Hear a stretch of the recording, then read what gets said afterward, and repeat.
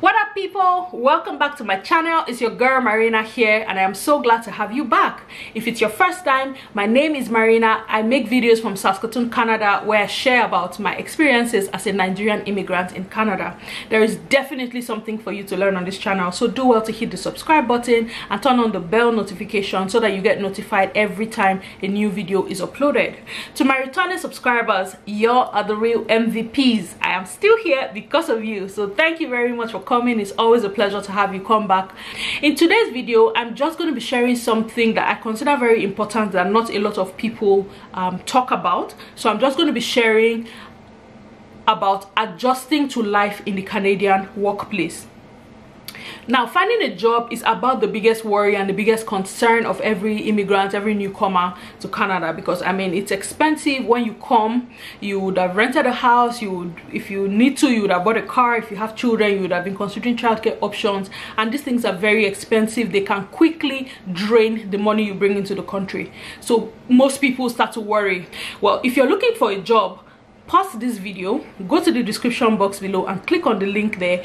I've made a previous video on how to find a job in Canada. You will find the information there very useful. When you finish watching that one, and then come back and continue this one, okay? See you later.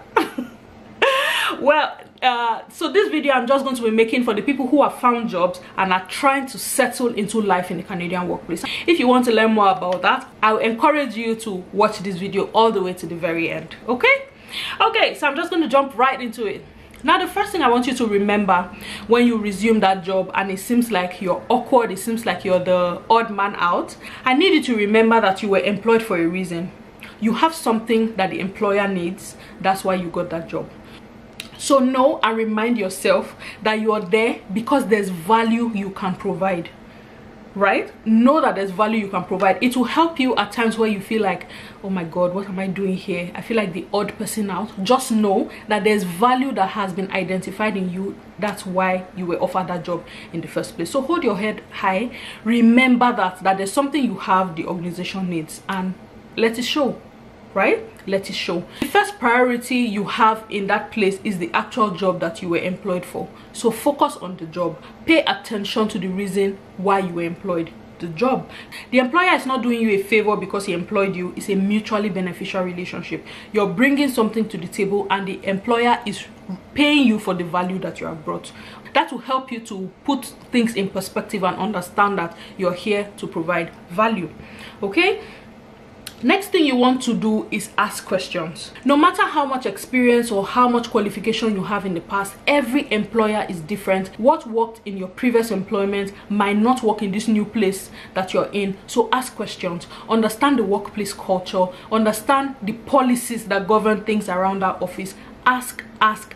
That's what your team leader is there for. That's what your supervisor is there for. That's what you have team members for. Don't assume anything. Ask questions. People expect you to ask questions. They don't expect that you know everything. So do not be afraid, do not be shy to ask questions. Utilize, if you have resources that have been made available to you that provide information about your job, that provide information about the workplace generally, utilize those resources. Ask questions. You can never go wrong by asking questions. It is better for you to ask too many questions than for you to keep making mistakes because you're not asking enough questions. Remember that. And then the next thing you want to do to help you adjust properly in the workplace is to get involved in team bonding activities. In a lot of offices, there are extra out of work activities outside the scope of your job description. There are activities that are organized just to foster team building, just to improve relationships among team members. Please do not isolate yourself from activities like that. You want to show up when you get invited. Like, hey, everybody's going out to lunch, would you like to come? Show up. I'll tell you why. As much as you are trying to understand the organization, as much as you're trying to understand your team members and understand where you fit in, people are also trying to understand you. So don't turn down the invitations that you get. Team bonding is very important.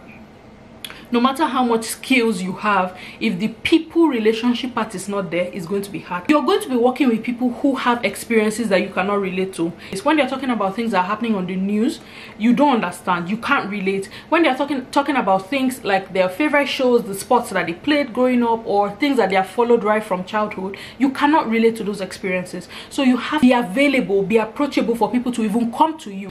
With team bonding means there has to be a level of friendliness that you show. You have to be a friendly person. You have to be approachable in a way that people are freely able to come to you to ask questions. Like I said, they're trying to figure you out too. They're trying to understand you as well. And if you're the kind of person where people tiptoe around you, they're always afraid of what they say around you because they're not sure how you're going to take things, it's going to be hard for people to really get to know you. Let your personality show. It's going to take some time before you get to that point. You would have had to understand your job, you would have had to understand the people to a certain extent before you now start letting the madness show. I mean, you don't want to go the first day and then the second day you're already cracking inappropriate jokes because you're a funny person, and they used to laugh at those jokes in your office in Nigeria. It's not the same thing, guy. Calm down. And you don't want to be the one that will be fired on a new job before you even complete 2 weeks. Okay, so that's what I mean when I say understand the environment, observe what is obtainable, and go with that flow. If you're a funny person, it's okay to let your personality shine through. It's okay to let your goofy, funny self out. You just need to know the right times to do it, the right ways to communicate it, where you don't come across as inappropriate. The people you're talking to understand and they get the joke. Another very important thing that you want to do, guys, after you have now settled in, you understand your job, you are now getting along with your team members, you know where to go when you have questions. Ogbeni, please take a break. If they say you have coffee break, please take your coffee breaks. If you have lunch break, take your lunch breaks. If you have vacation time, please go on vacation. My people, it is very common for a lot of immigrants, especially Nigerians, because in the Nigerian workplace, when you apply for holidays, like you are the sinner, but everybody needs a break here and there. Please apply and go on vacation. There are too many people who they chase to go on vacation at work. I know some of them, I'm not calling any names, but if the shoe fits, collect your sub.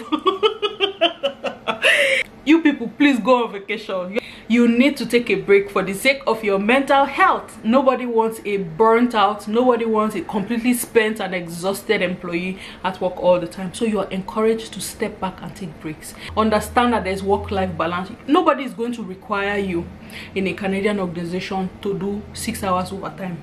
Nobody is going to require you to wait at work. You cannot close until your boss closes. That doesn't happen here, guys. People understand that, look, work closes at this time because there's life outside of this building. So just know that you're not going to be required to work and not think about anything else. Nobody expects you to stay at work until the problem is fixed. You will work today. The one that you cannot finish today, you will leave it till tomorrow. Do you understand? Readjust that mentality of, no, the way we work, we have to do it until it's like you're doing work at the expense of your life. It's not like that. Okay, so learn how to step back, take breaks, take vacations, and unwind. That's very important. And then don't take yourself too seriously.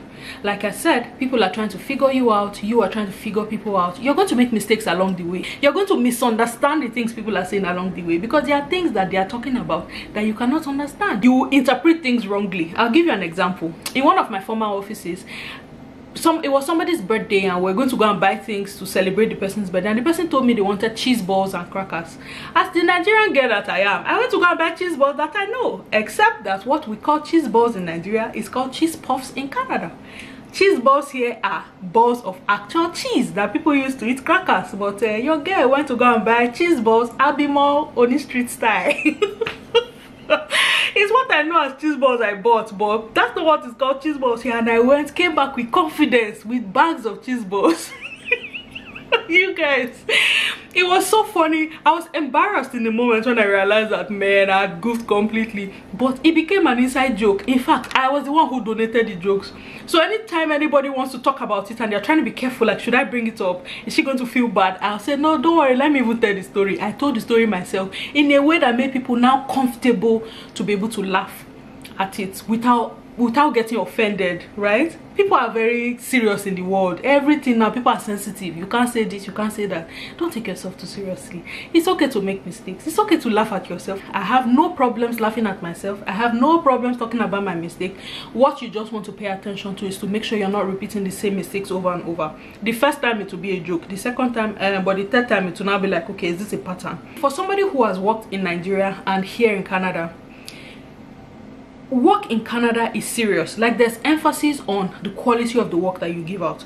It's okay for you to play, it's okay for you to have fun moments at work, but just make sure that you are giving out quality work that is expected of you. So don't take things too seriously. Be able to joke about things. Not everything is racism. Please don't be on the lookout for racism. You will just not have peace in that office. Not everything is racism. If you think about it like that, oh no, they correct you, you will interpret it to mean it's because you're black. Guys, don't do that. Don't.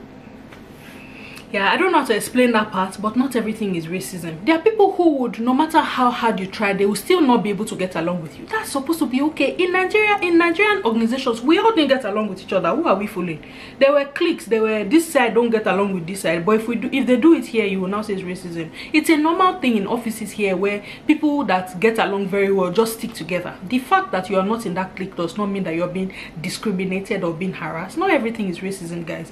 Honestly, that's how I just see it. If you're on the lookout for racism, you will interpret everything to be racism. So keep an open mind.